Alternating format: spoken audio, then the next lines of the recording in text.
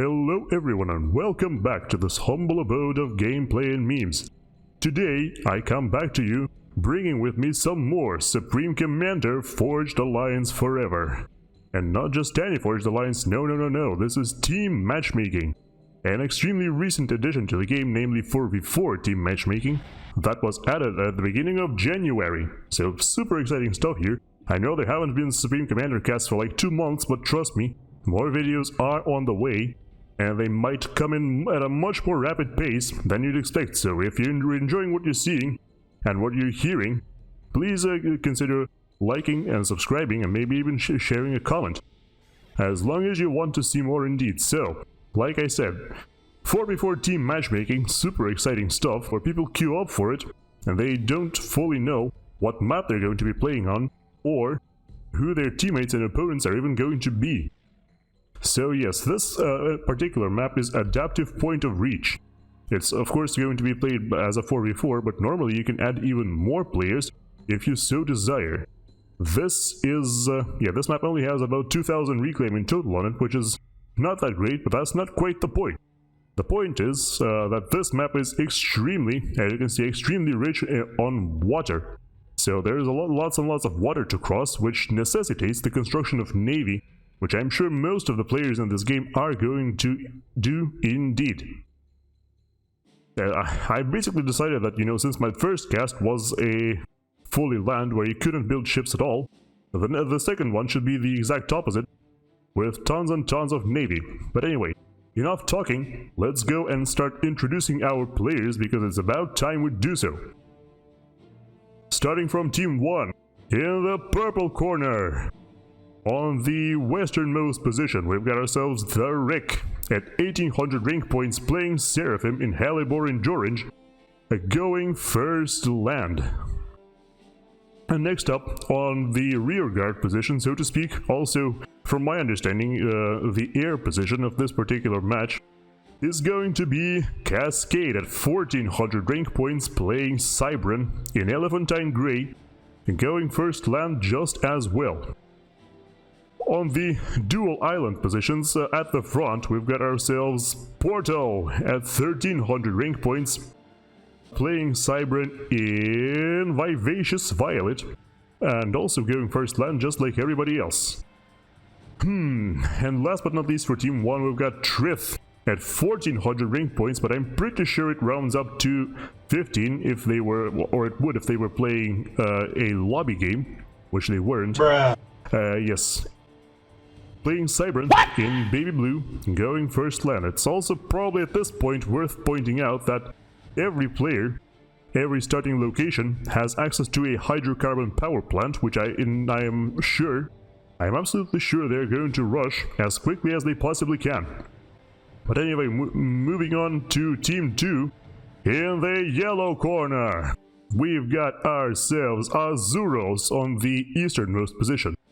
At 1700 points, probably rounds up to 18, playing Seraphim in Pontiff White, going first land and actually going for some generators first before walking towards the hydro. I guess, yeah, this particular player wants to be a little bit on the safer side as far as power is concerned. On the rearguard position, we've got ourselves slvt at 1500 rank points, playing Cybran in Mellow Yellow, going first to land just like pretty much everybody else in this particular match, I'm pretty sure. At the front of the dual island, we've got ourselves Pancho, what a wonderful name, playing also Cybran in Baby Pink and going first to land just as well. And last but not least for Team 2 and for this particular match, we've got ourselves Matry at 1300 rank points. This one definitely should round up to 14. Playing Seraphim in Ferrari Red and of course, also going first land. Anyway, with all of our introductions out of the way, I think a little bit of a speed up is due as I explain another important aspect of this particular match. So you might be looking at those ranks and wondering what exactly is going on, Last time I was watching Matry, he was like at 1800 rank points or so. Well, the answer to that, my wonderful viewer, is that this is Team Matchmaking and it has a separate rank bracket from everything else. from the 1v1 matchmaking and from the global or lobby rank as well. Which is why you are going to see people having very different ranks from what you normally see them at. This is all normal stuff, don't freak out. This is all intended as the players, you know, find their footing in the team matchmaking scene and work their way up through the ranks. And this is yet another test of their abilities to see if they are truly worthy of their titles and of their rank, of their lobby rank points or not. Anyway, we should be having second factories going up here really shortly. You can see that Cascade is opting for a second air, while I'm pretty sure almost every player is doing the exact same thing. Yes, you can see right there Portal doing the same thing, and so is what?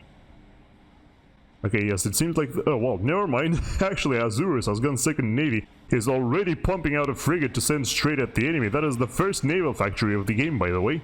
Nobody else has done that yet. Everybody else is opting for air. But Azuros be like, nope, I'm going full Navy right from the get-go. Going to squash my opponents and completely, you know, chase them out of the sea. Might not be too successful with that though, because it looks like most players are aware that early aggression is in fact a thing at higher ranks, so they are immediately, you can see Tryth immediately going for a naval factory as well. Yes, and also there is somebody landing on the island close to the base of TheWreck. Not quite there, but this island does feature a single mass extractor and a couple of, well, not a couple of, but a bunch of trees. Always want to reclaim those trees, always, always, always, always. No matter what you do, you gotta incorporate engineers reclaiming trees, at least with an attack order. And no matter what you do anyway, you can see a really sneaky transport here. Out from Cascade, flying all the way towards the southwestern corner of the map, all the way towards the east, and then will be attempting to drop those engineers in the basically in the middle of slvt's base. That's going to be something to behold, I'm sure. No engagements anywhere so far. I think we're about to have our first few though, because yes, the first frigate from Azuros is already headed for the naval factory's naval production of Tryth. It's probably going to take a little bit of a detour by destroying those coastal mass extractors on the side island of Tryth, which I suppose is a very smart thing to do. The transport from Cascade is about to pass. Yes, it did pass the radar of Matri, who I am not entirely sure if he saw it or not, but it was visible, at least for a time. Yes, we've got frigates destroying coastal mass extractors pretty much all over the map. The same exact thing that was about to happen here, until the frigate from Portal ran into the frigate of slvt. They're now engaged in 1v1 combat, which is going to be extremely even, considering, you know, they're also both Cybran, which is the best frigate of all factions. Submarines being sent against the shores of TheWreck, who is probably not going to be too happy about it, because TheWreck himself is currently only producing, frigates so far. And frigates, as we all know, are completely helpless against submarines. The Aeon frigates can block some torpedoes, but that's about it. That's about all they can do. So the drop somehow manages to successfully land in the base of Cascade. In the base of slvt. Does he even see that? Nope! It's right on the edge. No, it's not right on the edge of the radar. It's actually well within range of this. I think it's actually a scout and not a radar. Yes, indeed, it's a scout. And that scout cannot see what's happening here because slvt is power stalling like crazy. I guess, yeah, his build wasn't very energy efficient. He should be able to see this now. For some reason, it still isn't. I'm guessing because scout is on land. When the scout is on land, its vision is reduced, so I suppose its radar range might also be reduced. Azuros and slvt together, their ships are looking for juicy targets to shoot down, like this naval factory right here. I'm not sure they're going to though, because there is both a submarine coming out, and it's a naval factory. It takes a while to destroy. Never mind, it's gonna be destroyed in about 10 seconds. So scratch that statement. Luckily though, Portal is already working on yet another naval factory. And it doesn't seem like Matri is pushing too hard against the TheWreck, which is fair. You don't want to push too hard and give your opponent so much mess. However, look at this! Look at this right here. Tons of artillery pieces. Tech 1 Mobile Light Artillery Medusa coming out of those 5 factories being built by Cascade. In the middle of SLVT's base, they are now harassing, they are attacking the Tech 2 air factory of SLVT, threatening to destroy that. There are also some mantises to protect against light assault bots, which SLVT is now producing. It's not gonna work. SLVT's commander is being recalled ASAP in order to stop this onslaught, but it's not. It's for naught because the factory is already destroyed. And it looks like the mass extractors, the super valuable Tech 2 mass extractors, are about to meet the same fate. As the artillery scatters in all directions, there are for some reason SLVT is sending engineers against those factories. I'm not entirely sure what that was supposed to do, but yes. Some of the engineers will die, but that is absolutely the sacrifice Cascade is willing to make because the SLVT is already throwing out a GG.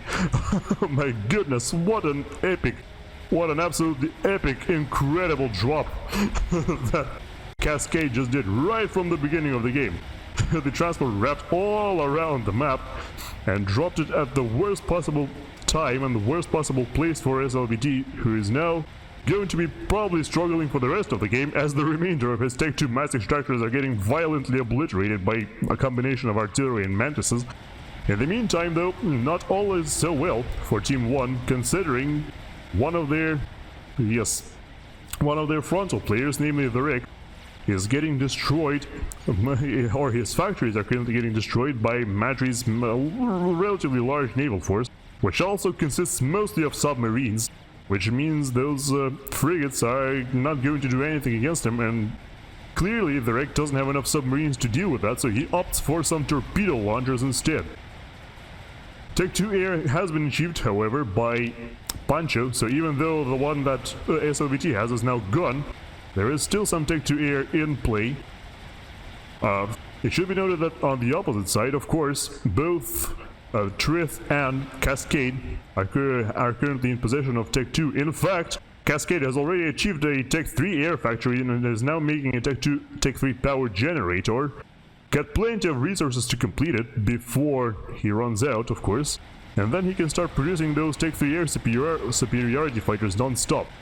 TheWreck is asking, I'm assuming he's asking Tryth to give him some torpedo bombers, which Tryth has sent his way in order to deal with the invading submarines.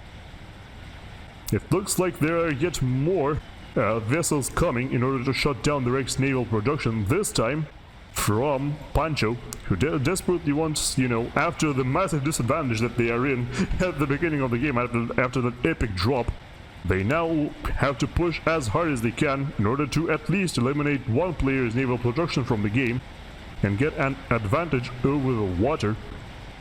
Because, keep in mind, both SLVT and Cascade are producing no ships whatsoever. Well, Cascade is only producing some now, but yeah, before they weren't. They were solely focused on producing air, which is why I call their position is the air position. However, now it looks like SLVT might be in some serious trouble and not produce anything for the rest of the game.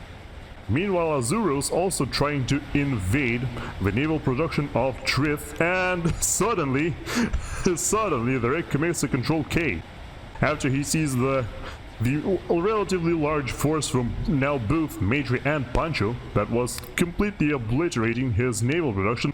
Not only does he commit a Control K, he also destroys all of his own units, all of his structures, all of his combat units, everything. Come on! Now this is an extremely mean move to do, because what this means is, normally team matchmaking games are played with full share enabled, which means if one commander dies, all of their possessions are transferred to another commander.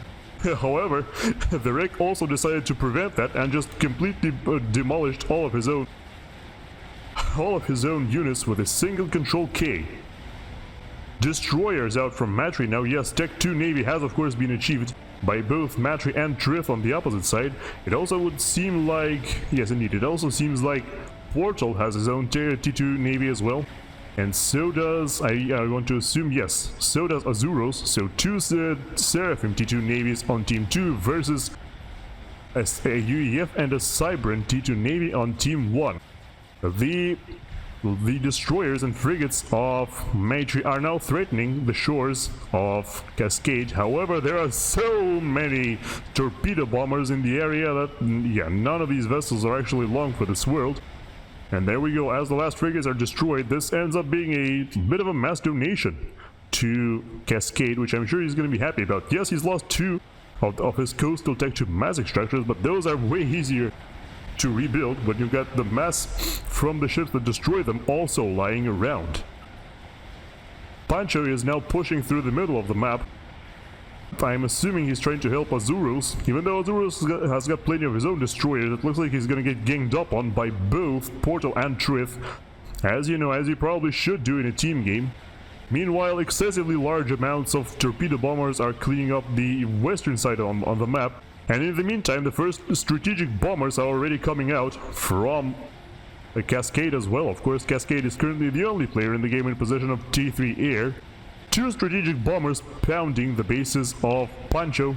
I'm sure very soon they will target the base of Matri as well as probably somebody else, as we will see very shortly. Yes, indeed, it looks like 4 mass extractors of Azuros were destroyed by a single strategic bomb.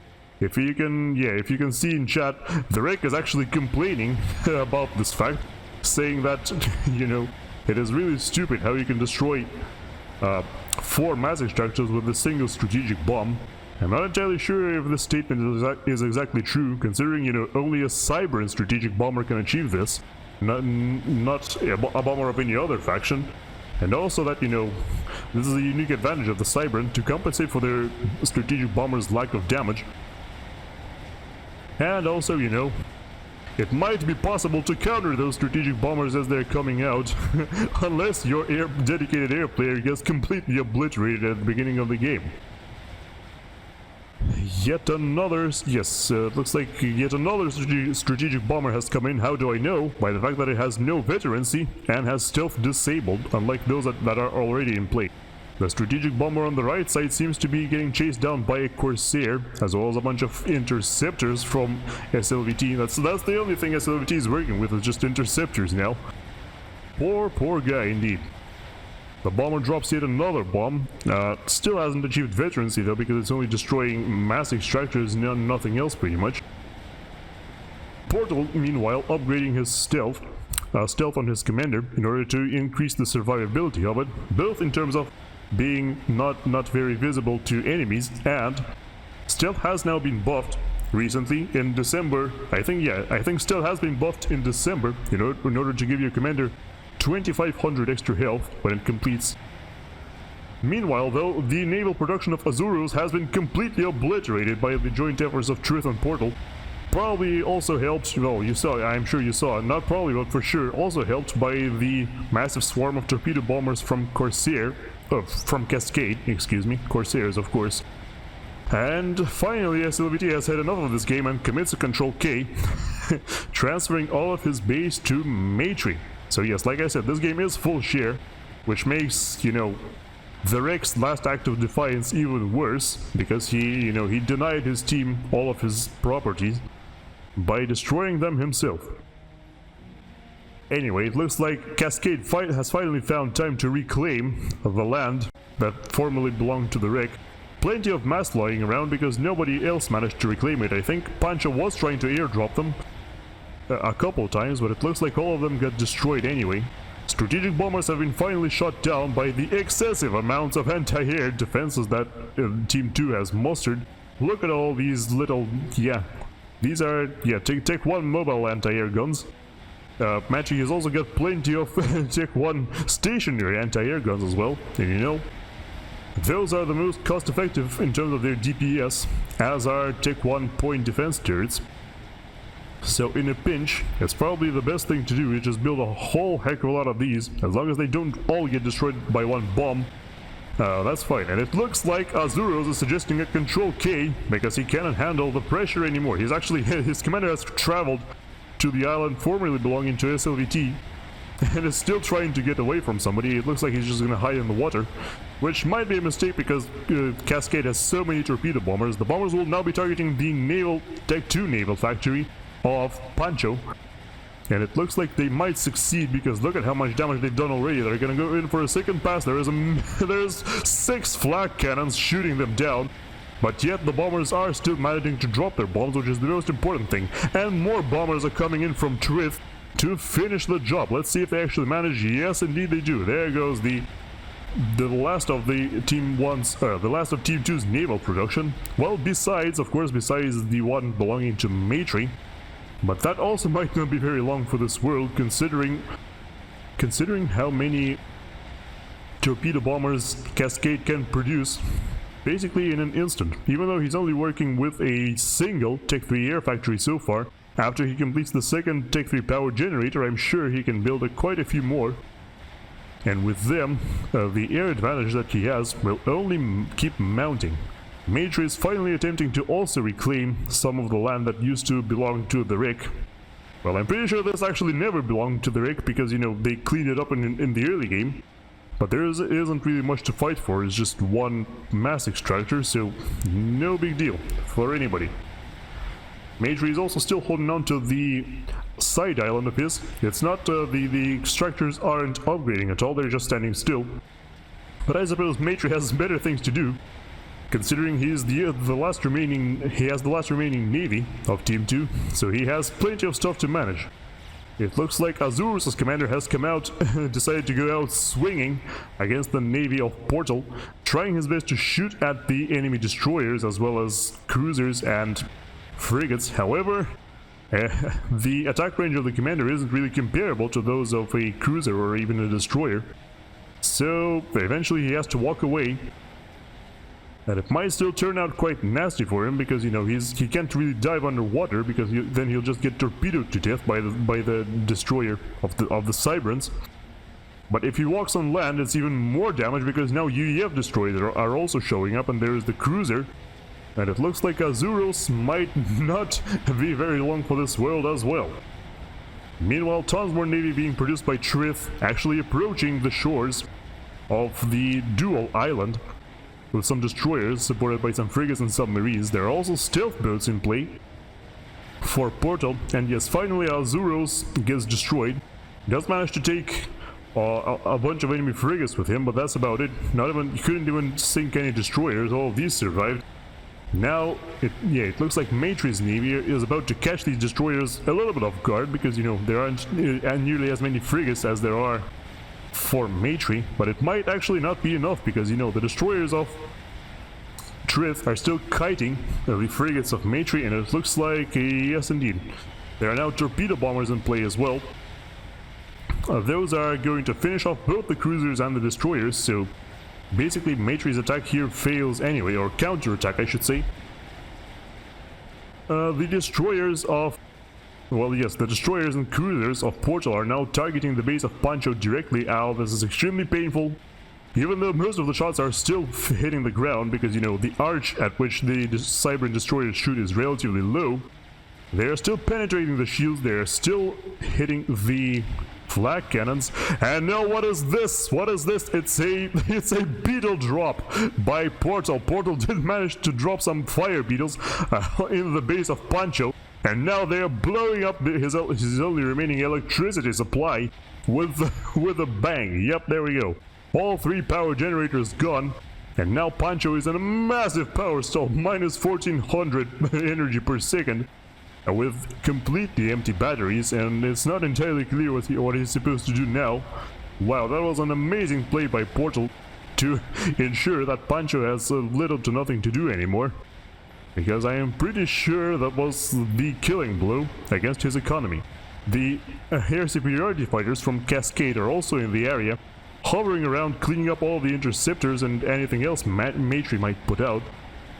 Matri himself is in the water. He could be very well threatened here by the approaching destroyers, as well as submarines, but it looks like he's still managing to muster a sizable navy of his own. And even better than that, Pancho is still working with the Tech 2 naval factory, which I'm sure won't last very long either, because there are so many submarines and frigates and everything approaching it. Hostiles, all of them. There is even some Tech 2 submarines, Barracudas. Of course, the Barracudas being supported by mermaids. The Tech 2 stealth boats, of course, you know. The way to make Barracudas who are already stealthy even more survivable is to make them stealthier with the use of a mermaid, of course. Now both the Barracudas and the mermaids are gone, so never mind all that. We are now observing what seems to be the final naval battle of this game, between the destroyers of Matri and the destroyers and frigates of Pancho.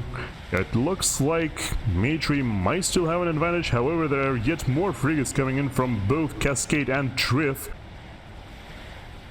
Sorry, did I say Pancho? I meant Portal there, of course. It looks like even though all of the destroyers have been sunk, there are so many more frigates coming in that I'm not entirely sure is going to help. The destroyers of the Seraphim can of course dive underwater, which makes them completely impervious to the damage of frigates.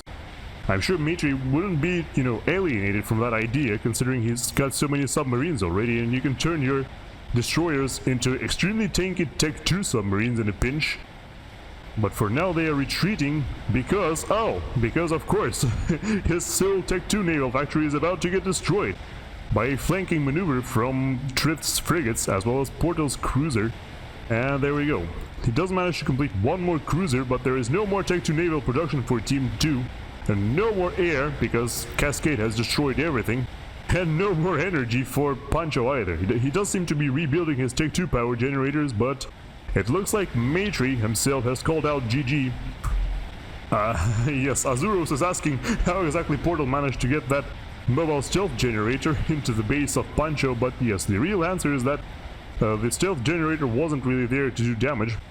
It was the fire beetles who did most of the damage to Pancho's power output, and with that the game is over, as Matri's commander explodes spectacularly, and we are about to see the replay over screen notification in 3. Well, never mind, there it is. I would like now to point out that the heroic transport from Cascade that delivered the engineers in the early game, the engineers that went right here and destroyed the entirety of SLVT's base, or, well, the units produced by them ended up destroying all that. But anyway, yes, I would like to point out that the transport is still alive and still hiding in the corner of the base, forever waiting for a next assignment. That dedication, though. I mean, of course, these are, soulless robots that don't really have dedication, but you still gotta admire that. The transport was on standby, ready for yet another sneaky mission, but that mission never came. Yeah, also, I should probably point out that there were now battle cruisers coming out from Tryth, 2 of them already on the way towards Matri's base. Just to add insult to injury, mostly because at this point there was nothing for them to even fire at. I'm pretty sure they haven't fired a single, this one hasn't destroyed pretty much anything, as neither has this one, so yeah. Anyway, with that, the game is over, and I hope you enjoyed this replay cast being watched and played using the Supreme Commander Forged Alliance Forever client. So yes, if you like more Supreme Commander, if you enjoyed the content you see here, make sure to like, comment, and subscribe. And I'll see you soon enough with another Forged Alliance Forever cast, in addition to all of the other cool stuff I do that you also might want to check out. But for now, this will be it for me, so goodbye, and take care, everybody.